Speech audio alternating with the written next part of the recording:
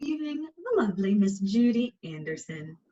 Judy has been in our club for 10 years, has served in leadership roles both in the club and for District 44 as a whole, and says that Wednesdays when the club meets are still among her favorite activities. Tonight, Judy will be completing the second speech in the Innovative Planning Project, PATH, say that 5 times fast, which tasked her to discuss managing projects successfully. It's a follow-up from last month when she shared that she wanted to undertake a social media fundraising campaign for the Center for the Visually Impaired, where she works. Tonight, she will provide an update on the plan, the work with her team, and what she's learned thus far about managing a team. With that, Toastmasters, please help me welcome our final speaker for the evening, Judy Anderson. Thank you, Taylor, and thank you, fellow Toastmasters. So this Pathways project is about developing the competencies to manage a team and to be a project manager. So many of you might know, but my job at CVI is grant manager. So in a way, I'm a solo project manager. I have grant deadlines that stretch for the entire year. I gather the information, gather the background, the financials, and I put the grant together and make sure it's submitted on time. So I collaborate with a lot of people at CVI, but they really aren't involved in the actual end product or the implementation. So the goals of this speech project actually align with what I consider an opportunity to expand my skill set personally and professionally. So the project forced me out of my comfort zone. So I'm kind of a behind the scenes person. So this has forced me to kind of step out front and take a leadership role in this project. Many of you know, since COVID-19 happened, it's disrupted our normal fundraising, our traditional patterns for how we raise money. And I figured that this project also gave me an opportunity to help my team step outside of their comfort zone as well. So when I introduced the idea of this social media fundraising project to the team, there was a lot of back and forth and thinking about it. But we came up with a name, and it's called A Closer Look at CVI Campaign.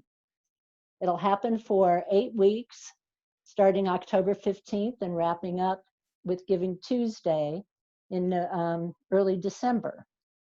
So tonight I want to give you an update on what's happened since I introduced the project to the team, and also tell you what I've learned thus far as a project manager. As I said, the Closer Look campaign has the goal of engagement first and foremost. We want to make our constituencies, our current donors, and their networks aware of the work that we do at CVI. We also want to encourage people to become donors.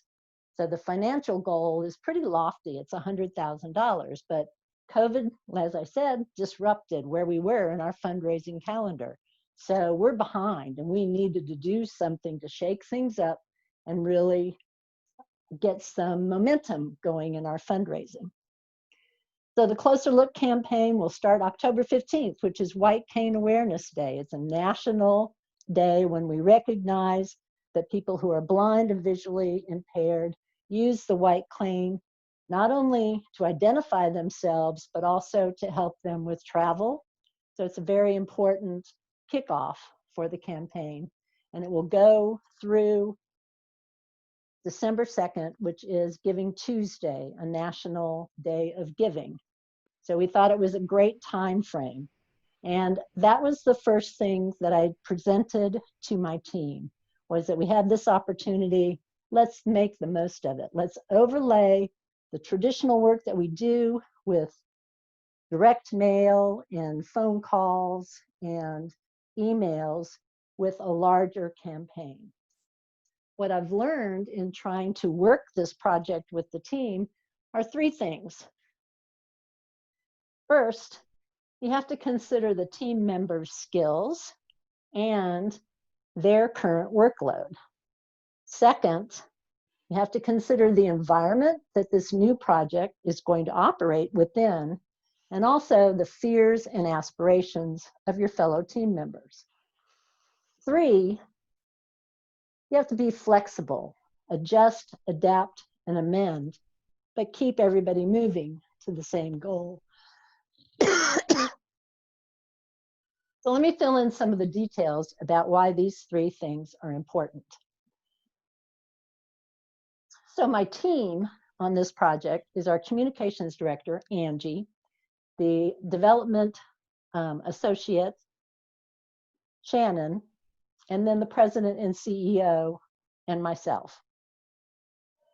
So Shannon has just stepped into the role of managing the annual fund, and she's very focused in making an impact on what she's doing. So she wants to stay tightly focused on the things that she's outlined as her goals. So this project seems like an unnecessary distraction to what she's trying to accomplish. The communications director is a team of one. She's in charge of all the marketing and all of the communications for the whole organization.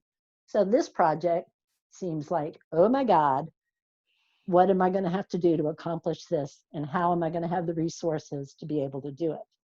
So my first goal in working with the team was to develop the plan so that it made sense to them and to be able to engage them in the parts that I would be managing and taking the lead on, and in the ways that I could help them accomplish their goals as well as the goals of the campaign.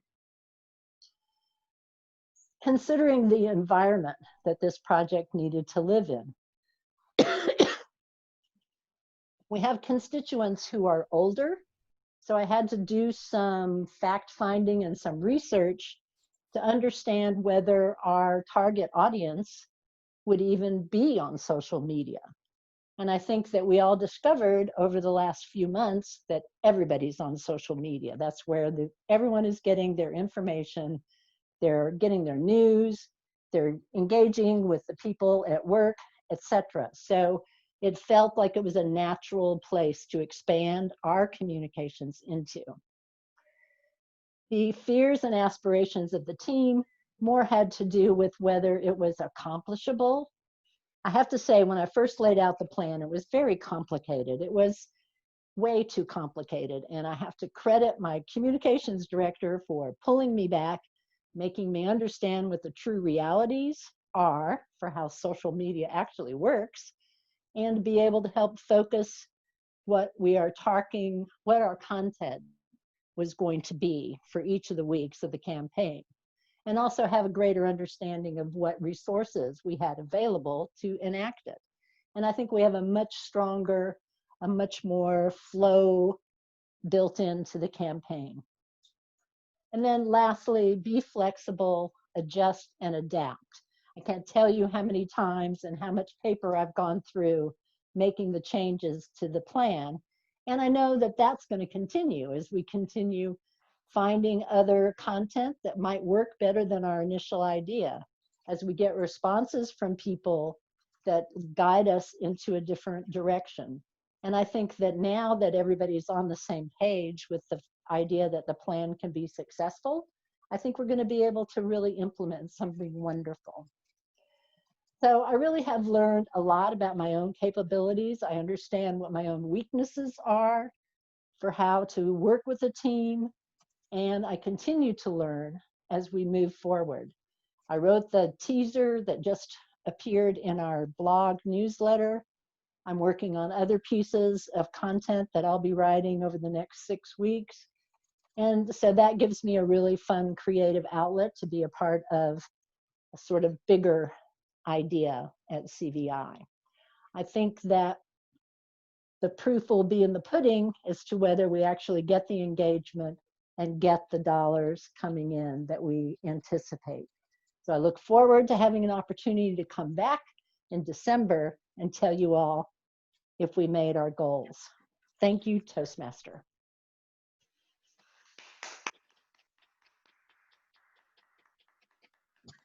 Thank you so much for that, Judy. Everyone,